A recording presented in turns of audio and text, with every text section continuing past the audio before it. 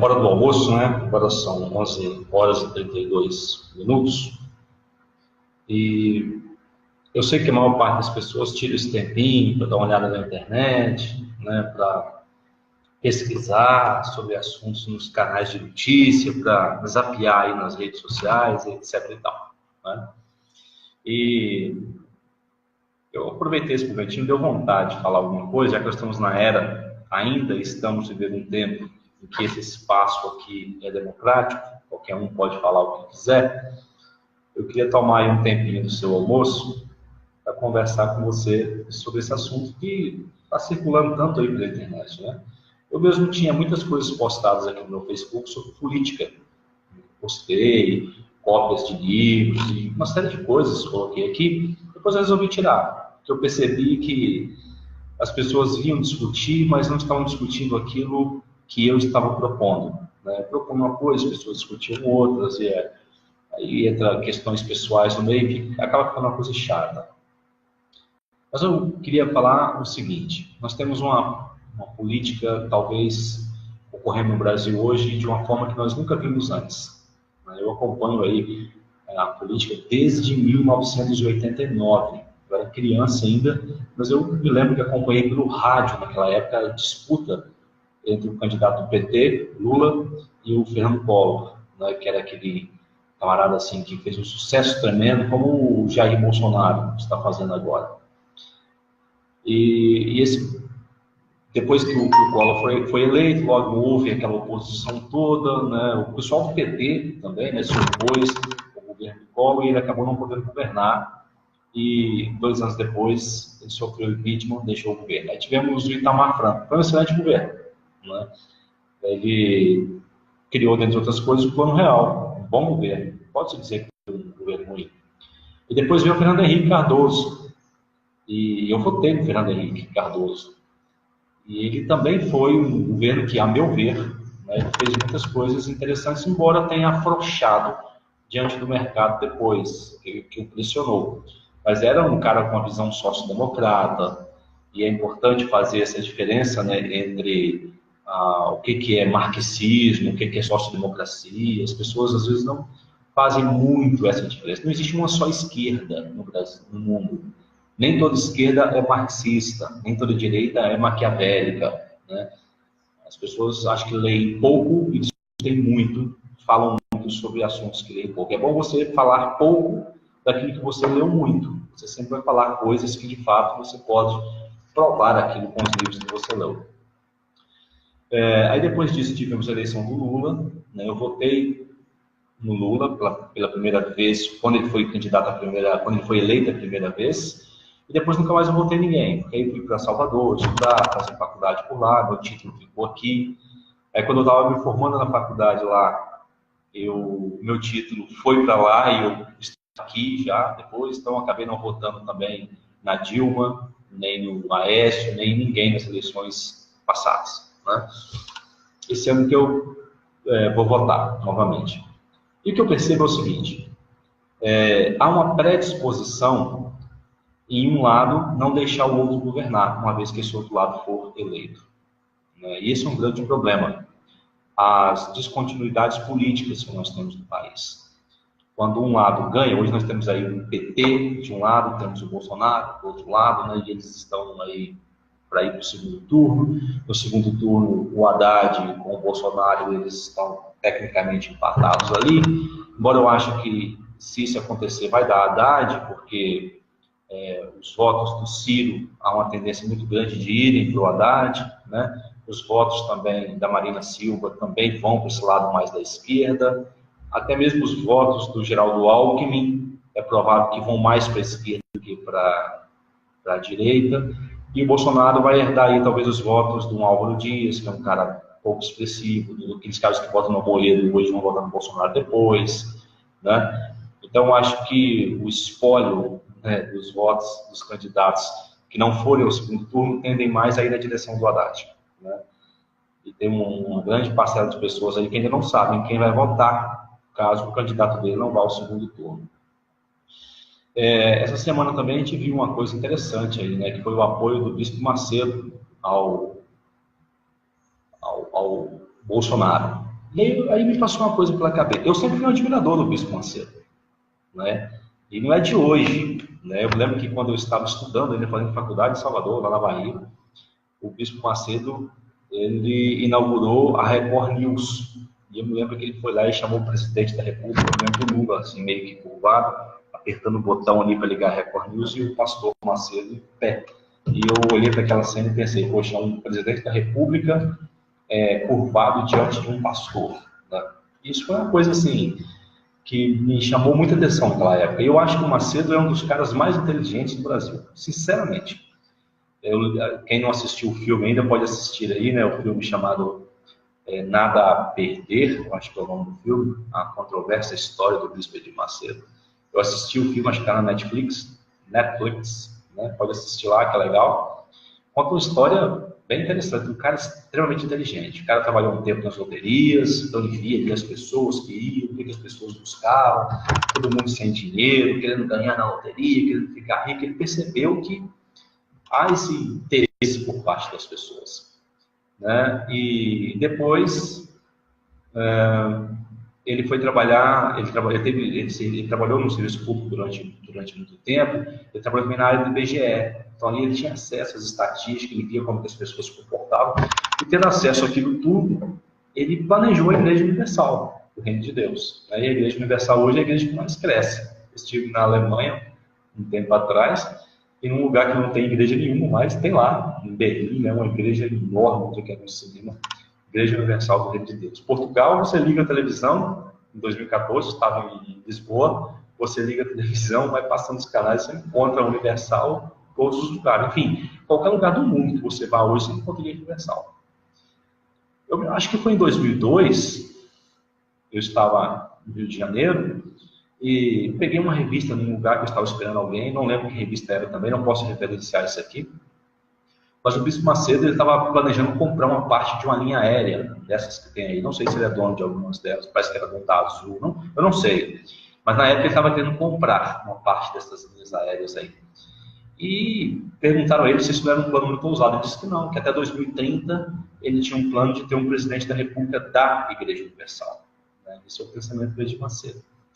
Tudo bem, né? Qual o problema com isso? Nenhum. A igreja, o neopentecostalismo, as igrejas pentecostais, elas são hoje são igrejas hegemônicas. Isso que a igreja católica foi e continua sendo. São igrejas que movimentam massas muito grandes, diferente de outras minorias, como a igreja adventista, qual eu faço parte, né? E outras igrejas menores, que são igrejas mais tradicionais, que não são hegemônicas. Mas neopentecostalismo e catolicismo hoje representa a hegemonia, né, religiosa do mundo. E ele se associou, então, ao Edir Macedo. Agora tem uma coisa estranha, e isso eu tenho que falar. O Edir Macedo é um cara totalmente favorável ao aborto, né? Ele já falou isso em rede social, para qualquer um ver. Ele fala que se um cara vai nascer para se tornar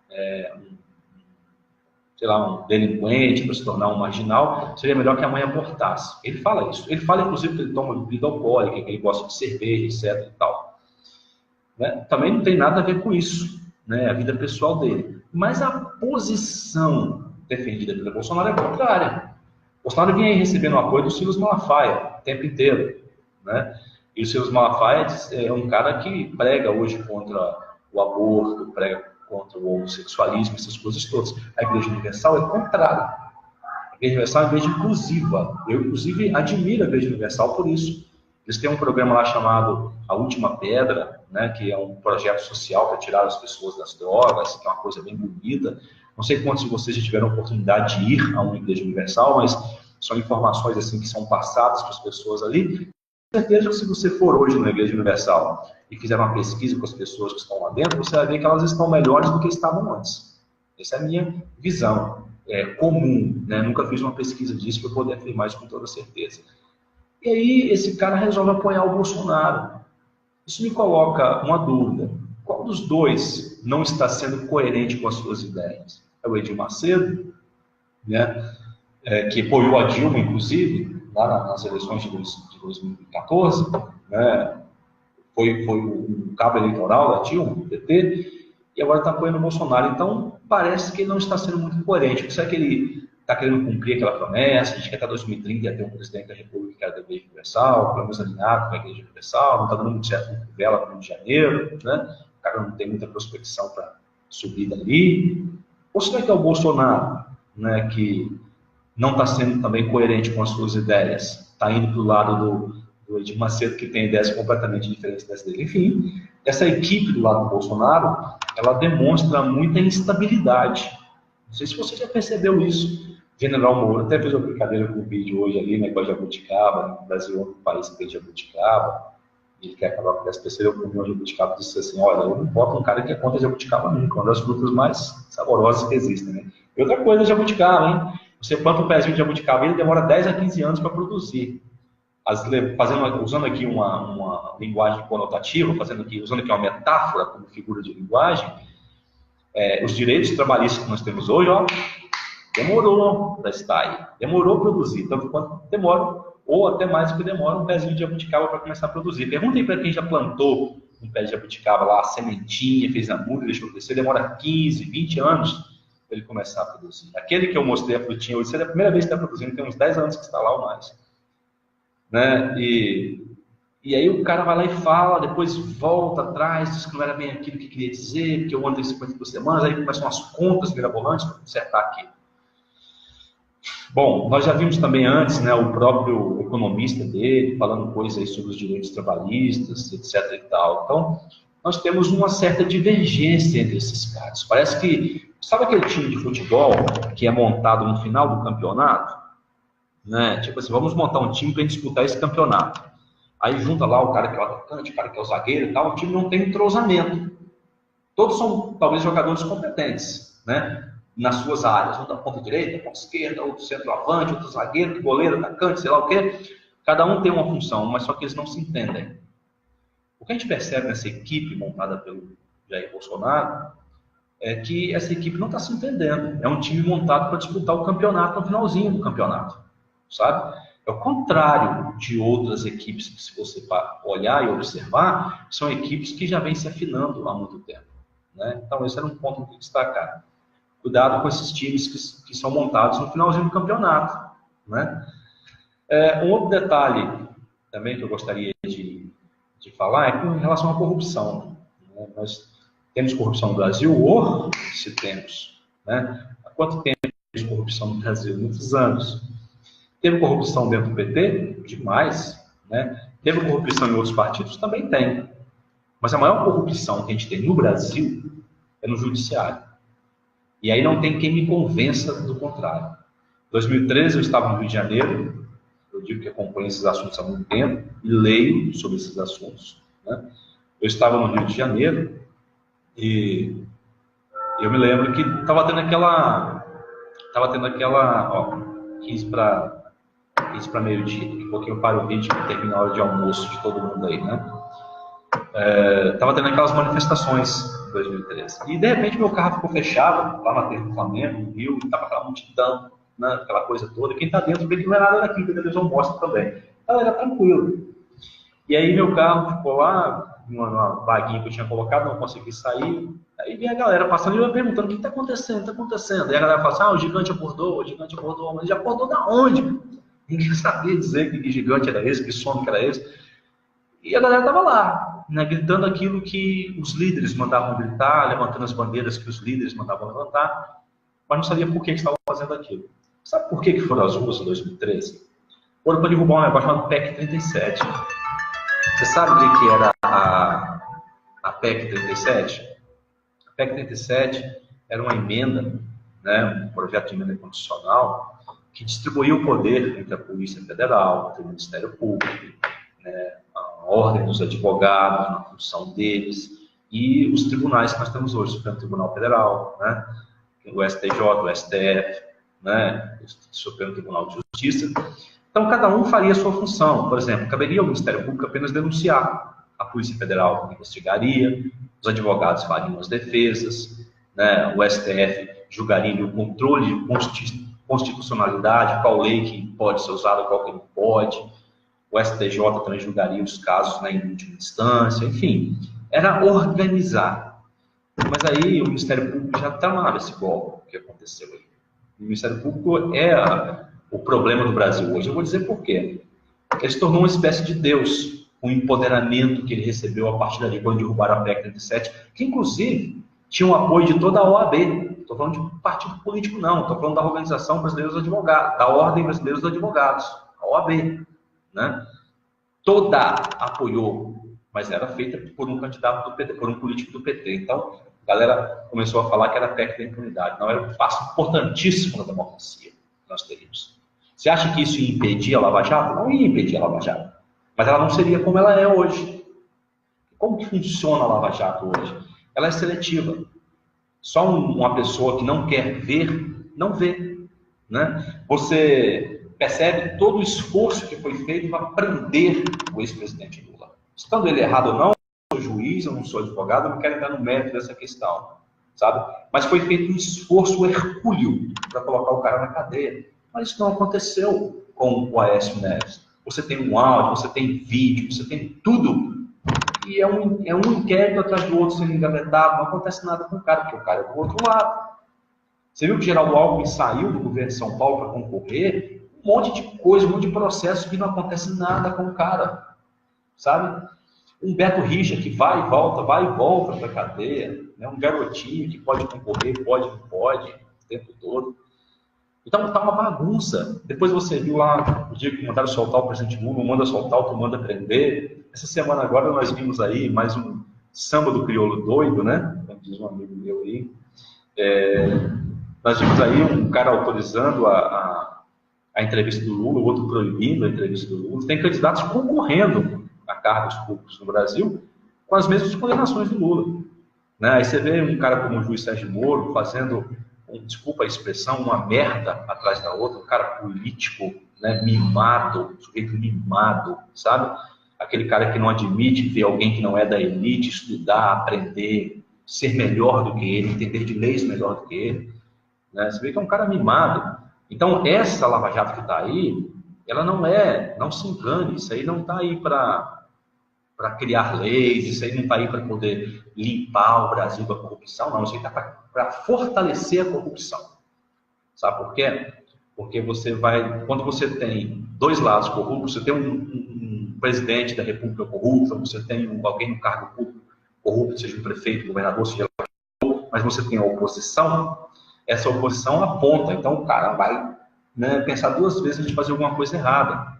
Agora, quando você acaba com a oposição, deixa só um lado, aí a corrupção corre solta.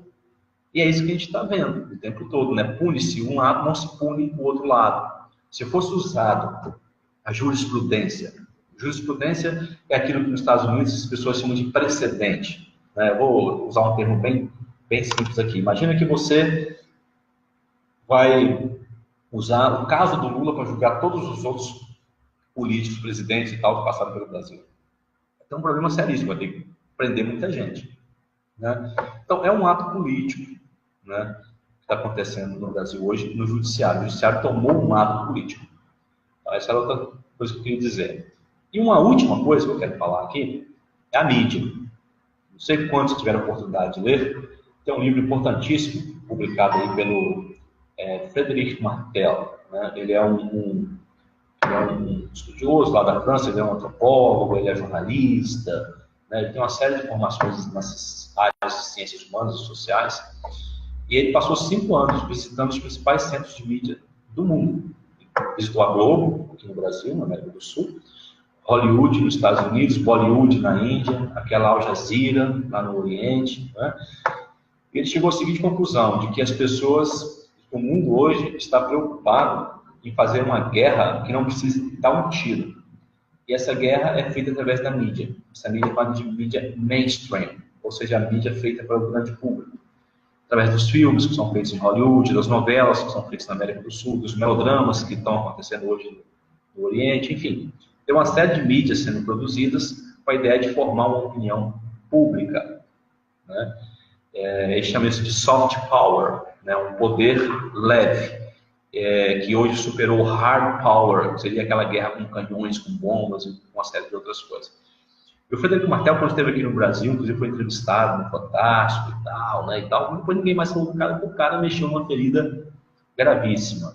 ele começa o livro, né, mostrando aquela frase do poderoso chefão, né, "I'm gonna make you an offer you can't refuse", né, eu vou te fazer uma proposta irrecusável. Marlon Brando interpretou lá o Don Corleone, o poderoso chefão, dizendo essa frase. Então, essa ideia de "I'm gonna make you an offer you can't refuse", eu vou te fazer uma proposta irrecusável, ela hoje está na mídia, está na política, está na religião, né? Você não pode faltar, são os imperativos da propaganda. E a maior parte das pessoas hoje tem a sua opinião política formada por meio da mídia, né? Você não vê quase ninguém se referindo a um livro, dizendo assim, olha aqui que eu li, não vou falar só dos escritores de esquerda, não, esse cara é marxista, né? Então não vou nem citar aqui o Karl Marx. Se você não quiser ler o Karl Marx, não leia. Você pode ler o Von Mises mesmo, o cara da direita, vou conceder isso para você aqui. O livro dele, 6 Questões, né, do Mises, não tem nada a ver, ele é totalmente de direita. Mas vai lá ler o que o cara escreveu. E veja a sua opinião, e essa opinião do Bolsonaro aí é uma opinião de fato de direita. Dá uma olhadinha lá para você ver se é isso mesmo.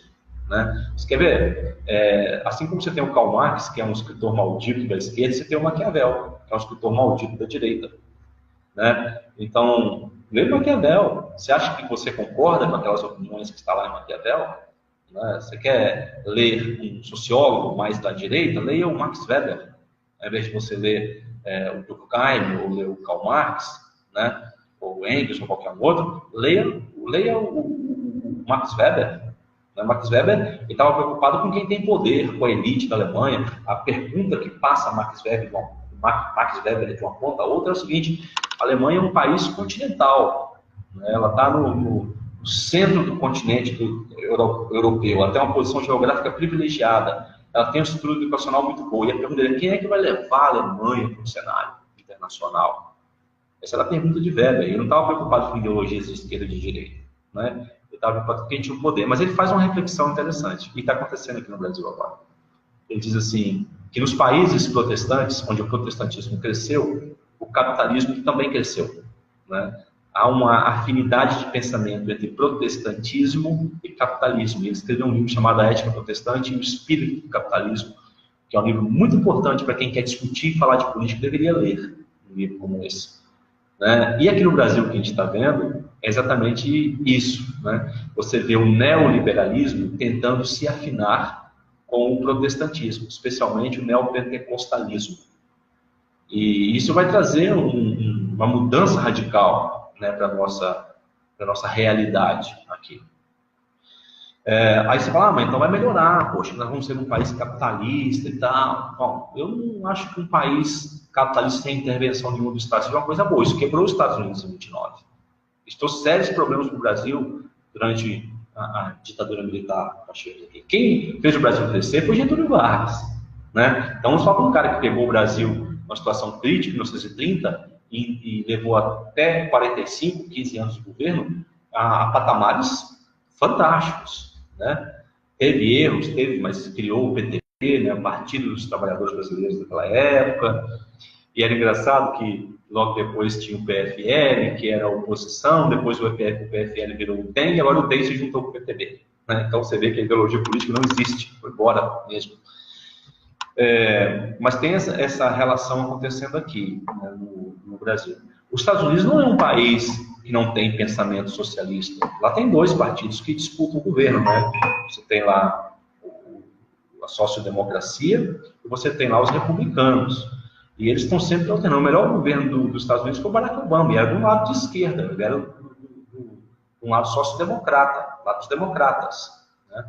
Eu vou te falar de alguns países do mundo que teve governos sociodemocratas recentemente. Você tem lá o Barack Obama, nos Estados Unidos da América. Você tem o Tony Blair, na Inglaterra, que era do chamado Labour Tory, ou Partido dos Trabalhadores, literalmente esse nome está na Inglaterra.